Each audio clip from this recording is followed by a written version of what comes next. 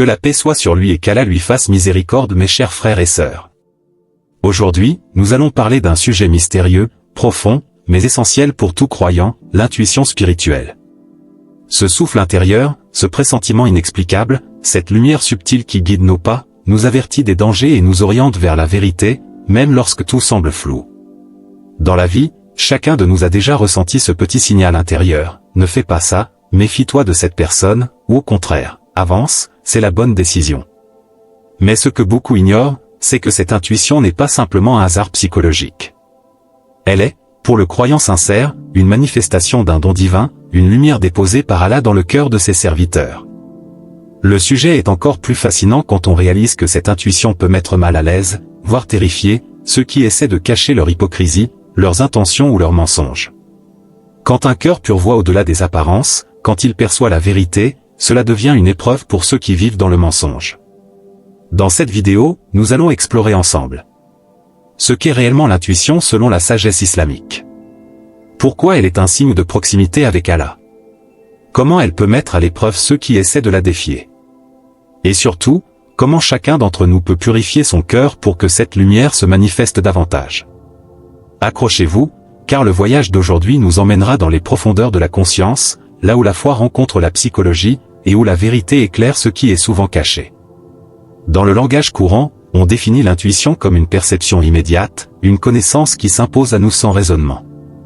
Mais dans la sagesse islamique, ce concept prend une dimension bien plus vaste. Le prophète a dit: craignez la clairvoyance du croyant, car il voit avec la lumière d'Allah. Hadith rapporté par At-Tirmidhi.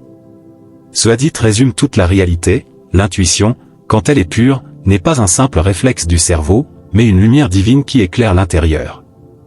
On l'appelle parfois firaza, la clairvoyance spirituelle. Cette capacité n'est pas donnée à tout le monde de la même manière. Elle est proportionnelle à la pureté du cœur. Plus le croyant se détache des passions, des illusions, et plus il se rapproche d'Allah par l'adoration et la sincérité, plus sa perception devient fine et juste. Le Coran nous enseigne que le cœur peut voir. Ce ne sont pas les yeux qui s'aveuglent, mais ce sont les cœurs qui sont dans les poitrines qui s'aveuglent. Sourate Al-Hajj, 46. Cela signifie que la véritable perception n'est pas dans les yeux matériels, mais dans le cœur. L'intuition du croyant est donc une vision intérieure. Il faut aussi faire une distinction. L'imagination, qui peut tromper et inventer. L'instinct, qui est naturel et lié à notre survie. Et l'intuition spirituelle, qui est une lumière divine placée dans le cœur des élus. C'est cette dernière qui est une grâce, mais aussi une responsabilité. Il arrive souvent que l'intuition d'un croyant soit mise à l'épreuve. Parfois, volontairement, parfois inconsciemment. Imaginons quelqu'un qui essaie de tromper un musulman sincère, en lui présentant une façade de gentillesse alors que son intention est mauvaise. Le croyant, même sans preuve matérielle, ressent au fond de lui que quelque chose cloche. Son cœur lui dit, attention. Ce ressenti met mal à l'aise celui qui voulait manipuler. Car il se sent découvert. Comme si son masque venait de tomber. Autre scénario, un croyant doit prendre une décision importante. Tout semble logique pour choisir une option donnée. Mais son intuition l'avertit, ne le fais pas. Il écoute son cœur et plus tard, il découvre que ce choix l'aurait conduit à un désastre. Pourquoi cela? Parce qu'Allah protège ses serviteurs par des signes subtils. Parfois, une barrière invisible, une gêne intérieure, un rêve, ou même une rencontre inattendue viennent confirmer ce que l'intuition avait déjà signalé. Mais cette intuition, lorsqu'elle est déjouée ou niée, devient une épreuve. Si le croyant n'écoute pas ce signal, il peut tomber dans des erreurs. Et si celui qui voulait cacher la vérité se rend compte que ses intentions sont perçues, il peut ressentir peur, colère, voire haine. C'est ici que l'intuition devient une arme redoutable, elle démasque les faux, elle protège les sincères, et elle terrifie ceux qui vivent dans le mensonge. Être parmi les « élus d'Allah » n'est pas une question de favoritisme. C'est une grâce offerte à ceux qui ont purifié leur âme et qui se sont rapprochés d'Allah par l'adoration et la sincérité. Le Coran dit: en vérité, les alliés d'Allah n'éprouveront ni crainte ni tristesse. Ceux qui croient et qui craignent pieusement Allah, pour eux la bonne annonce dans la vie d'ici-bas et dans l'au-delà. Sourate Yunus, 62 à 64. Ces alliés, appelés Awliya Allah, sont des personnes qui vivent dans une relation intime avec leur Créateur. Leur intuition n'est pas magique ni surnaturelle. Elle est simplement le fruit d'une connexion sincère avec Allah, qui éclaire leur cœur. Les savants expliquent que cette intuition, appelée ilham, inspiration, est une forme de guidance.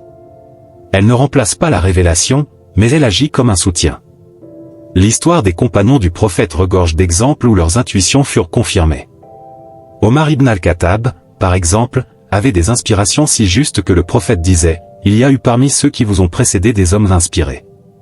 Et s'il y en avait dans ma communauté, ce serait Omar. » Cela montre bien que l'intuition n'est pas un pouvoir personnel, mais une lumière confiée par Allah à ceux qui sont dignes de la porter. Pourquoi certaines personnes sont-elles effrayées par l'intuition des croyants? La réponse est simple, parce que la lumière met à nu ce qui est caché. Le menteur a peur qu'on découvre son mensonge.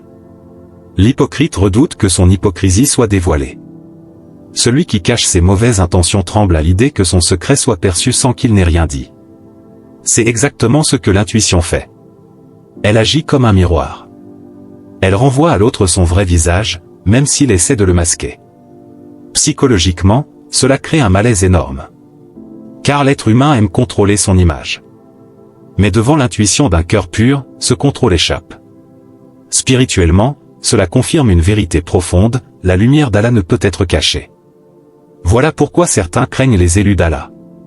Non pas parce qu'ils possèdent un pouvoir surnaturel, mais parce que leur sincérité et leur clairvoyance rendent visible ce que d'autres veulent enterrer. Pour un croyant, l'intuition n'est pas un gadget spirituel.